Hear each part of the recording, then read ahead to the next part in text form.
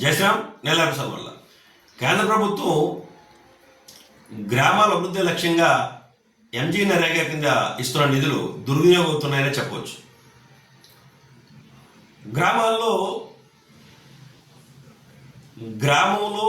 ఎక్కువ మందికి ఉపయోగపడే విధంగా ఉండే పనులు కానీ, గ్రామానికి అవసరమైన పనులు కానీ దాదాపుగా చాలా తక్కువ శాతం చేస్తున్నారు.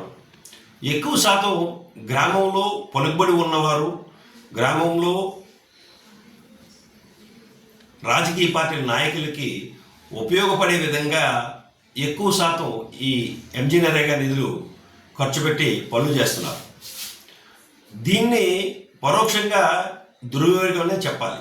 కారణం ఏమంటే కేంద్ర ప్రభుత్వం ఇస్తున్నటువంటి ఈ నిధుల్ని ఒక గ్రామం తీసుకున్నట్లయితే ఆ గ్రామంలో ఎక్కువ మంది ప్రజలకి ఉపయోగపడేది, లేదు ఆ గ్రామానికి ఉపయోగపడే రోడ్లు కానీ కాలువలు కానీ ప్రధానంగా ముందు చేయాలి.